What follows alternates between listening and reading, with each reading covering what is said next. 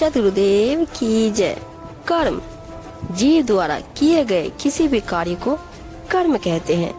मनुष्य के सभी कर्म संचित होते रहते हैं, वह इनका अच्छा बुरा फल भोगता रहता है। कर्म भोग से मुक्ति भी सरल नहीं है। कर्म फल के भोग से मुक्ति पाने के लिए कर्म का उद्देश्य और स्वरूप बदलना आवश्यक है। कर्म के विभिन्न रूप हैं, जिन कर्मों को करने के लिए मनुष्य विवश है, वे कर्म का पहला रूप है।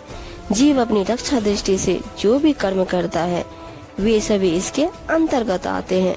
जो कर्म अपने तथा दूसरों के लिए हानिकारक होते हैं, मूल भाव में किए गए वे कर्म भयंकर, हिंसाजनक तथा आसुरी प्रवृत्ति के होते हैं। अपने हित के लिए मोहवश किए गए सभी कर्म स्वार्थी होते हैं, जबकि निष्काम भाव से दूसरों के हित में किए जाने वाले कर्म परमार्थी कहलाते हैं। सतगुरुदेव ने बड़ा ही सुंदर वाणी कहा है, काया पैसी कर्म सबना से जड़ा मरण के संशय गए, निरंकार निर्गुण अविनाशी तीन लोक में ज्योति बढ़े।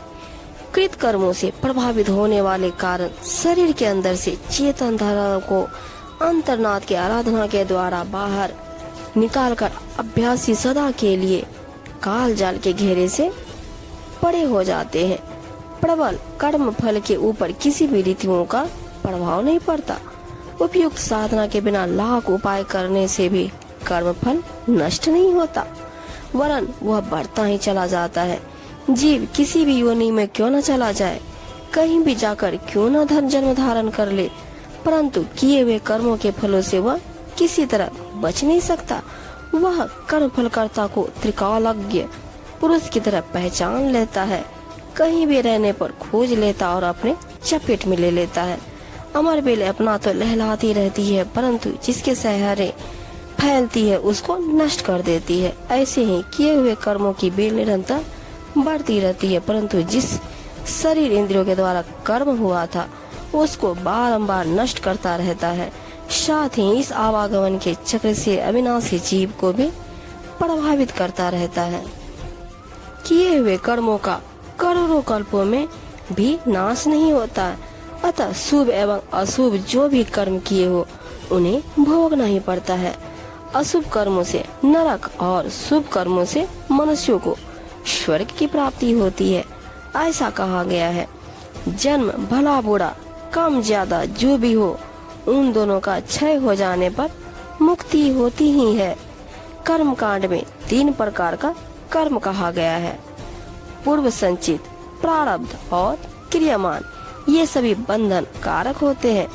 पूर्व जन्म में किए हुए कर्मों को संचित कर्म कहते हैं।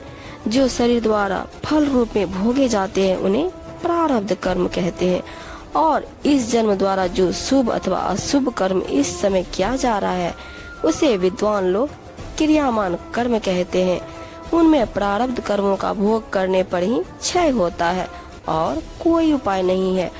कबीर साहब जी अपनी साखी में कहते हैं, प्रारब्ध पहले बना पीछे बना शरीर, कबीर अचंभा है यही मन नहीं बांधे धीर। कहते हैं, जिस प्राणी को निश्चित रूप से भोगना ही पड़ता है, उस प्रारब्ध की रचना उसके अपने शरीर निर्माण से पहले ही हुई है। कबीर जी कहते हैं कि यही आश्चर्य है कि यह सब जानकर भी मन को धैर्य बंधता, अर्थात वह कर्म फल से आशंकित रहता है। दुख लेने जावे नहीं आवे आचा बूझ, सुख का पहरा होएगा दुख करेगा कुछ। कहते हैं, दुख का नाम लेते ही सब दुख से व्याकुल होने लगते हैं, इसलिए दुख लेने के लिए कोई नहीं चाहता है।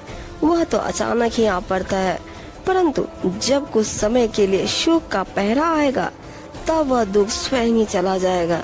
जीवन में कर्मानुसार सुख दुख का आना जाना लगा ही रहता है।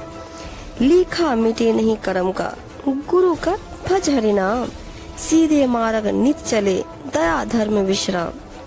कर्मानुसार जैसा अपना भाग्य बनाया है वह मिट नहीं सकता, अतः इससे निश्चित रहना चाहिए। सतगुरु की शरण में जाकर परमात्मा के नाम ज्ञान का ध्यान भजन कर नित्य ही दया धर्म के शन मार्ग पर चलना चाहिए। इसी से जीवन में विश्राम प्राप्त होगा, अर्थात जीवन का कल्याण होगा। करे बुराई सुख चहे कैसे पावे कोई, रोपे पेड़ बबूल का आम कहाते हुए। बुरा काम करके सुख की चाह करना बिल्कुल निरर्थक है। बबूल का वृक्ष लगाकर उस पर आम जैसा मीठा फल भला कैसे मिल सकता है।